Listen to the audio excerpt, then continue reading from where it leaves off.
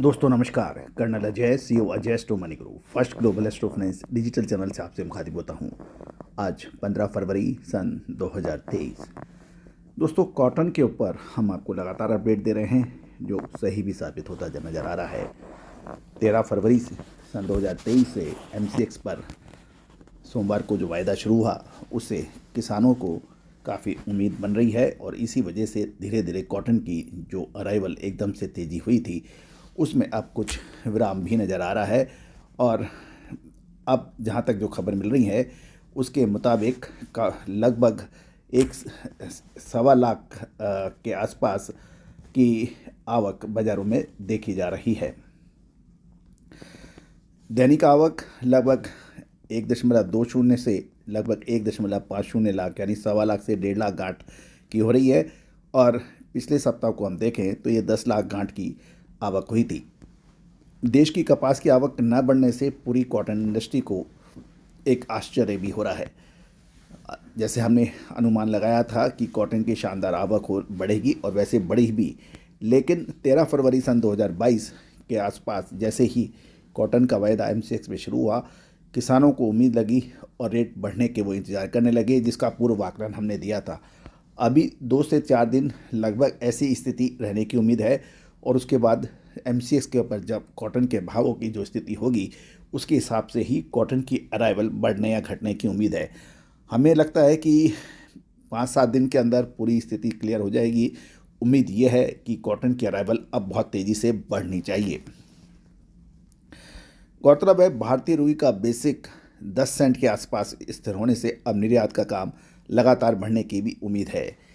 गौरतलब है कि कॉटन के अंदर किसानों के पास काफ़ी हद तक माल बचा हुआ है।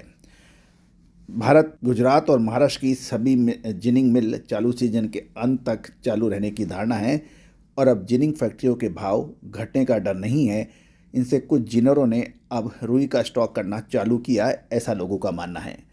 बिनोला और बिनोला खली यानी कॉटन सीड और कॉटन सीड ऑयल केक, इसके भाव धीरे धीरे मंदी की तरफ अग्रसर हो रहे हैं और कपास की आवक का प्रेशर बढ़ने से ये भाव और घटने की उम्मीद है।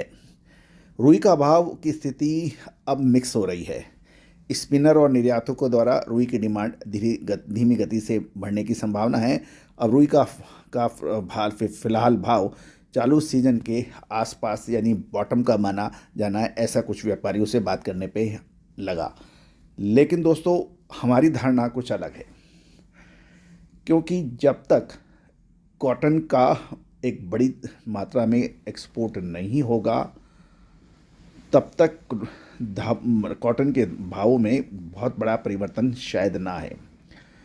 गौरतलब है, रुई की निर्यात की डिमांड बिल्कुल कम है, जो कि कॉटन इंडस्ट्री के लिए हमेशा से एक चिंता का विषय रहा है कि पिछले 3 महीने में कि ये कॉटन का एक्सपोर्ट अभी बढ़ नहीं रहा है।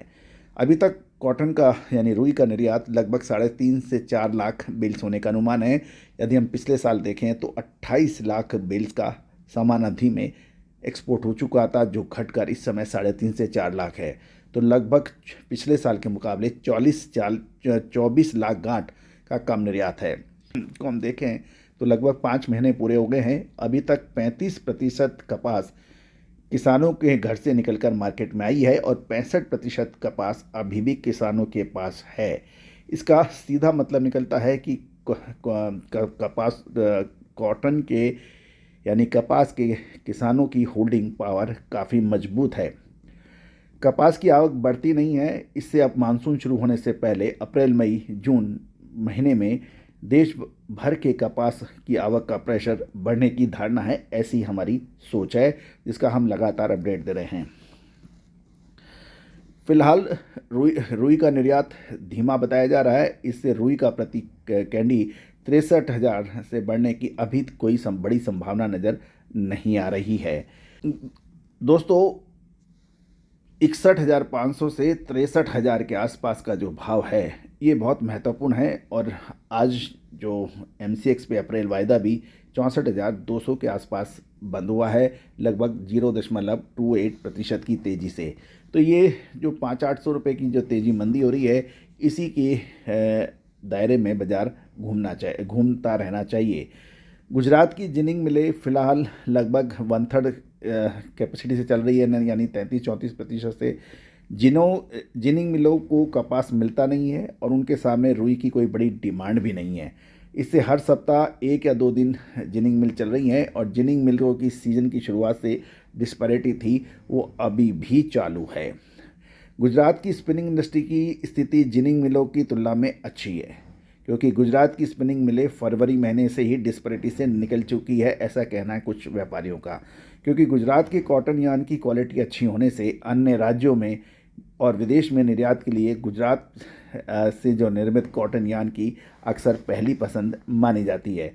फिलहाल गुजरात का स्पिनिंग उद्योग अपनी पूरी क्षमता से चल रहा है और साउथ की स्पिनिंग मिलें लगभग 60 से 70% क्षमता से चलने के समाचार हैं, क्योंकि साउथ की स्पिनिंग मिलें अभी भी डिस्पैरिटी का सामना कर रही है।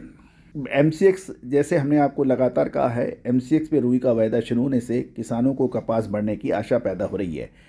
यदि आगामी 2 से 3 दिन कपास के भाव प्रति क्विंटल 50 से 100 रुपये की वृद्धि हो तो कोई ख़ास बात नहीं है, क्योंकि इससे कपास की जो आवक है वो बढ़ने से रुकेगी और किसानों को लगेगा कि अब और भाव बढ़ेंगे। लेकिन ये स्थिति उचित नहीं है, क्योंकि समय लगभग काफ़ी हो चुका है। अब निश्चित हो जाना चाहिए कि कपास के औसत भाव क्या होने चाहिए। गौरतलब है कि आंध्र प्रदेश, तेलंगाना, तमिलनाडु, कर्नाटक और उड़ीसा में रुई की आवक में एकदम स्थिर अभी बताई जा रही है और अब देश में अभी तक रुई की 135 लाख गांठ की आवक हो चुकी है, जो गत वर्ष की सामान्य अवधि में 205 से 207 लाख की गांठों की हुई थी। उसके मुकाबले 135 लाख गांठों की अराइवल मानी जा रही है और ये एक चिंता का विषय है। लेकिन अमूमन दोस्तों हमारा ये मानना है कि ये करंट सप्ताह निश्चित कर देगा कि अगले सप्ताह से कॉटन के क्या मूवमेंट बनेगी। तो कुल मिला के अब कॉटन के भाव स्थिर रहने सकते हैं 2-4 दिन और मेन मूवमेंट अगले सप्ताह से ही बनने की संभावना बनेगी। दोस्तों आपको हमारा शो कैसा लगता है, अपनी राय अवश्य दीजिएगा। साथ साथ बेल आइकन को भी पुश अवश्य कीजिएगा ताकि देश दुनिया की खबर की हम लगातार आपको अपडेट करा सकें। All the very best, good luck, happy trading.